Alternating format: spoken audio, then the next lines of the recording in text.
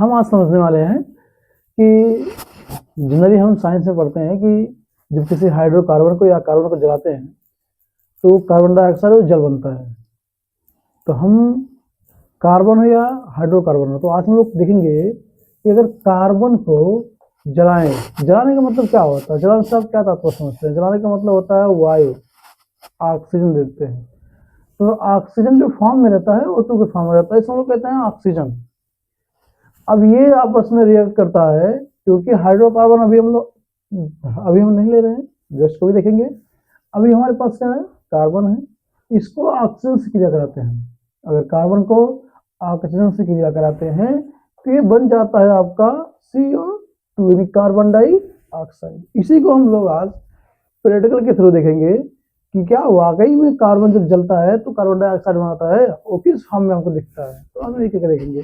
तो हम देखते हैं, मेरे पास एक कागज है जिसे हम लोग कार्बन कहेंगे और मेरे पास ये माचिस है।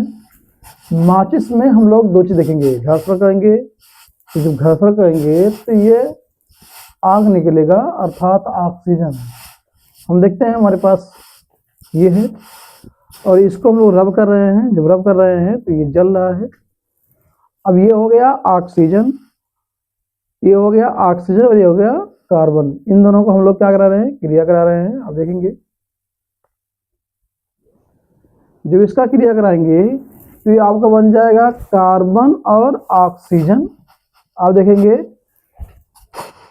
ये कार्बन ऑक्सीजन है और ये हमको जब जल रहा है तो रिएक्शन हो रहा है और रिएक्शन जब होता है तो दो तीन बातें हमको समझ में आती है। क्या बात समझ में आती है कि सबसे पहले कलर चेंज हो जाता है। तो आप देखेंगे जो मैं अभी जलाया हूँ उसका कलर जो है इस फॉर्म में हो गया है अर्थात ब्लैक हो गया है।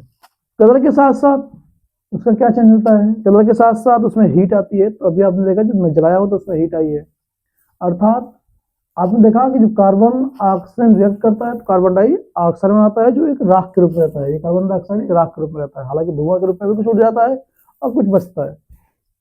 ऐसे ही वीडियो के लिए लाइक, सब्सक्राइब और शेयर करें और अगर इंस्टाग्राम पे देख रहे हैं तो फॉलो करें। जय हिंद दोस्तों।